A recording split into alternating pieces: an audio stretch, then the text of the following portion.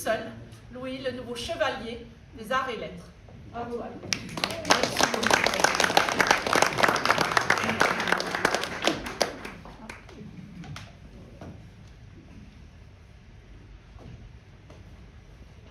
Bonjour mesdames, bonjour messieurs, chers amis, merci d'être là en cette occasion. Je suis un peu ému quand même. Hein?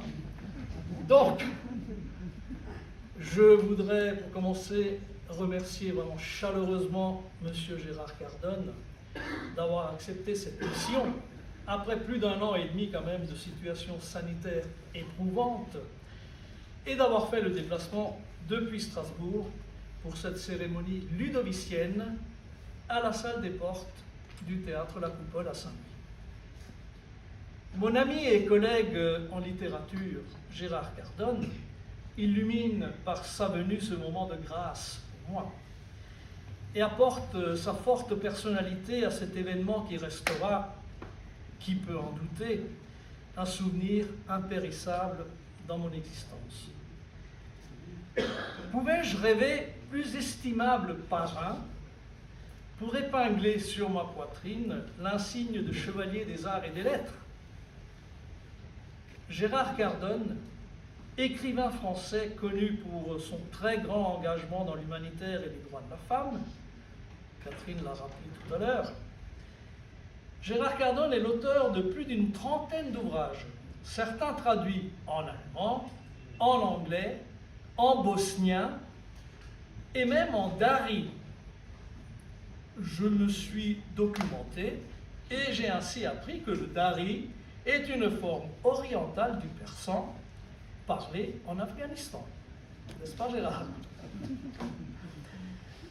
En véritable représentant de la Légion étrangère en Algérie, puis chef de l'état-major de la 5e division blindée en Allemagne, il n'a pas hésité une seconde à accepter la mission d'officier aujourd'hui pour me hisser officiellement au grade de chevalier dans l'ordre des arts et des lettres.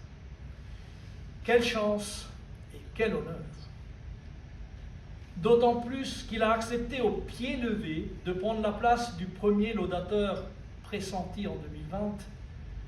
Je veux parler de M. François Florent, avec lequel j'ai échangé très amicalement pendant plusieurs mois, dans l'attente de trouver une nouvelle date après les confinements successifs. Or, vous le savez tous, François Florent est décédé à Paris il y a quelques semaines, après une longue et pénible maladie. J'ai pour lui en ce jour une pensée émue. Après cela, je souhaite bien sûr très solennellement et vraiment de tout cœur remercier ceux grâce à qui cette distinction m'a été décernée avant la longue période troublée par le Covid. À commencer par Madame la sénatrice honoraire Catherine Troendlé, ancienne vice-présidente du Sénat, qui a œuvré dans le plus grand secret, et je suppose avec une grande combativité, pour que mon nom figure sur la liste des récipiendaires de l'année 2019, au grade de chevalier de l'ordre des arts et des lettres.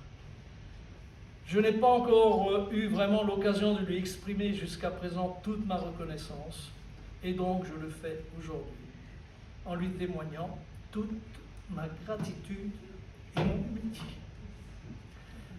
Merci, Catherine.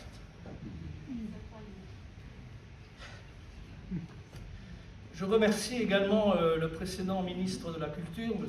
Franck Riester, d'avoir retenu ma candidature dans la promotion du 12 mars 2019. Vous voyez, ça date déjà. Hein?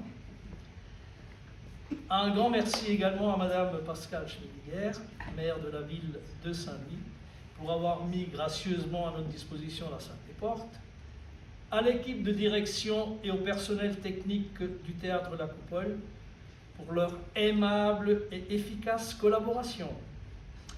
J'ajouterai, cher Augustin, comme d'habitude, quand la compagnie du Lys est accueillie en ce lieu.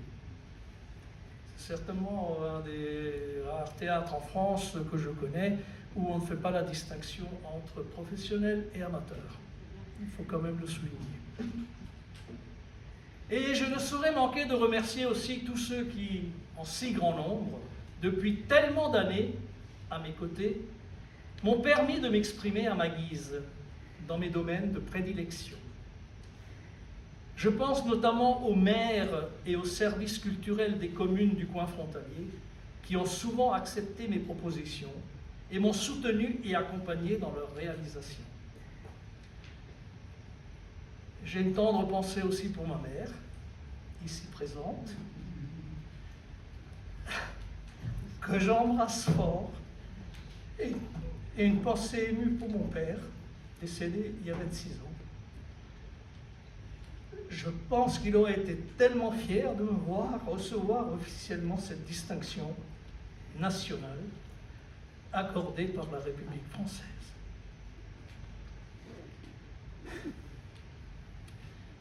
J'ai été un enfant d'émigré, arrivé en France avec mes parents en 1956. Leur soutien, leur confiance totale de tout temps et en toutes circonstances m'ont permis d'accéder à de belles études qui m'ont mené au professorat. Ma reconnaissance est vraiment infinie. Je remercie également Bianca, mon épouse, avec qui je suis marié depuis plus de 50 ans. Le 24 avril de l'année dernière, nous avons fêté nos noces d'or. Mon fils Jean-Laurent, ma petite famille, qui a supporté pendant toutes ces années mes absences dues aux répétitions régulières, aux représentations théâtrales, aux concerts. Quand on additionne les heures, cela fait beaucoup de temps que je leur ai volé, et je leur suis reconnaissant de ne pas trop m'en vouloir. Enfin, je voudrais exprimer ma gratitude à ces nombreuses personnes qui m'ont suivi depuis le début des années 60, jusqu'à aujourd'hui, dans mes activités musicales et théâtrales. Les copains musiciens du groupe Les Jaguars et les centaines de comédiens qui, depuis 46 saisons, ont monté et tourné les spectacles de la Compagnie du Lys. Sans eux, je n'aurais pu accomplir ce parcours. Sans doute n'aurais-je même pas eu envie de l'entreprendre. Je ne serais ni auteur de théâtre, ni metteur en scène, ni écrivain, ni directeur de troupe. Qu'ils soient tous 1000 fois remerciés, mes compagnons de route, pour leur confiance et leur soutien. En vérité, je me rends compte maintenant qu'au mot solitaire, j'ai toujours préféré le mot solidaire. Un terme fort qui se dit de personnes qui répondent en commun l'une pour l'autre d'une même chose. En dehors de l'écriture intime comme la poésie, le roman qui se pratique enfermé chez soi, ma préférence va au jeu en collectif, celui qui fait la beauté de la musique et de l'art dramatique. S'accorder avec les autres pour interpréter un morceau de blues ou mettre en scène une pièce de théâtre, quel bonheur! Je me suis retrouvé en mars de l'année 2019 dans la situation de surprise qui doit saisir tous ceux qui apprennent soudainement l'annonce de cette promotion. Après la surprise, la nouvelle est déstabilisante. On se dit, pourquoi moi? Qu'ai-je réalisé pour mériter cet honneur? On a du mal à se donner des réponses satisfaisantes. Naturellement, recevoir cette distinction m'honore et me fait plaisir. Je ne suis pas du tout de ceux qui, par fausse indifférence, négligent ce genre de récompense et font la fine bouche. Mais cette promotion oblige à jeter un regard dans le rétroviseur.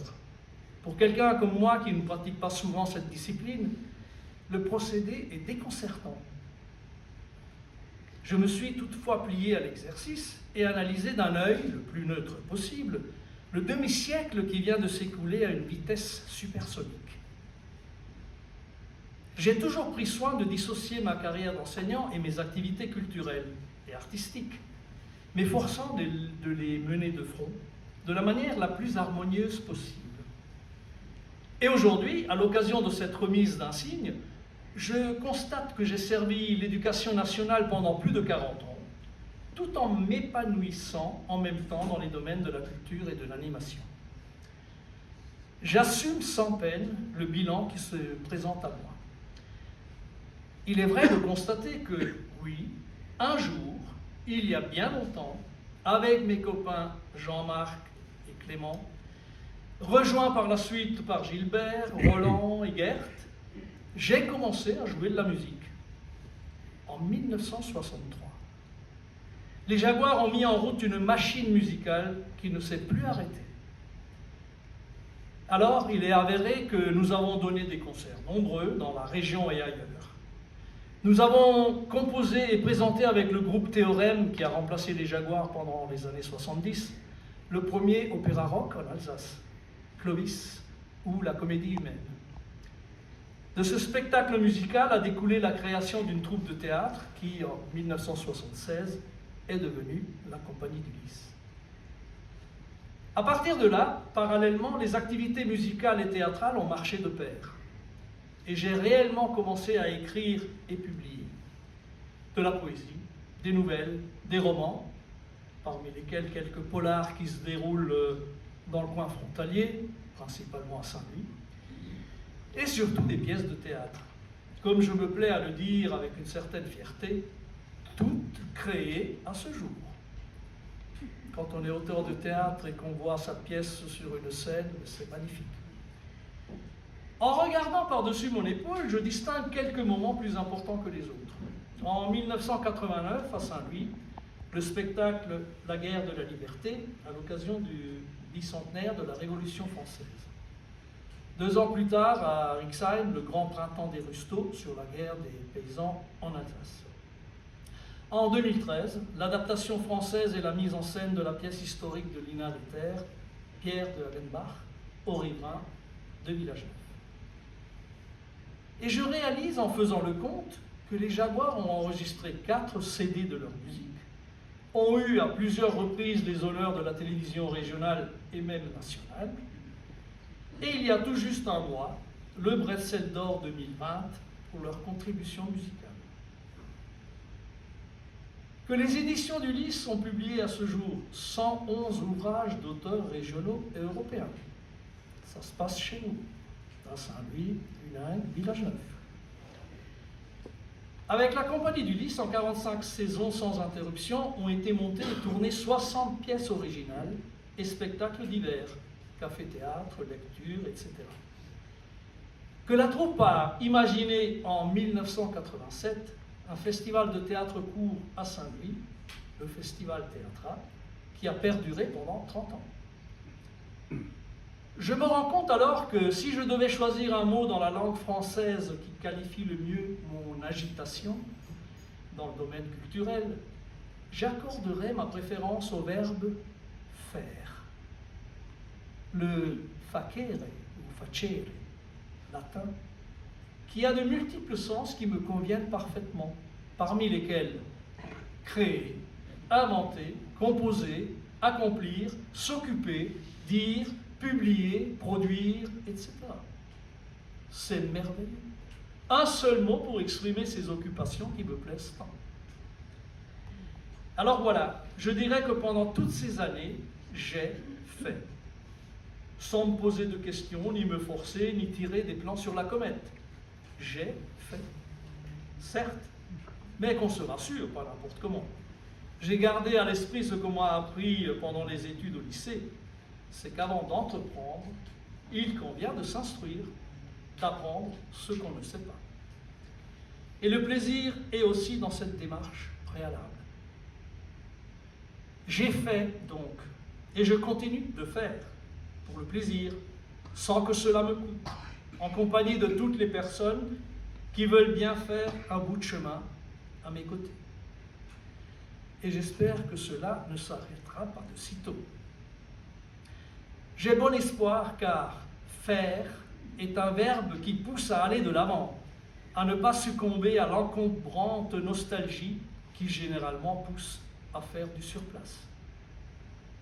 L'autre avantage du verbe faire est qu'il ne permet jamais, même en période de retraite, de s'ennuyer. Non, je ne m'ennuie pas quand je fais du théâtre, quand je fais de la musique, quand je fais de la littérature. Mais pour ne pas vous ennuyer, vous, je vais cesser de parler afin de vous permettre d'écouter quelques morceaux de blues, pas beaucoup, rassurez-vous, interprétés par les Jaguars, avant de lever le verre de l'amitié en votre compagnie. Merci à tous d'être venus, d'être là aujourd'hui, afin de partager ces moments en votre compagnie, et pour me permettre de fêter cet événement au milieu des personnes que j'estime par-dessus tout. Et maintenant, place à la musique. Les amis Jaguars, on vous attend.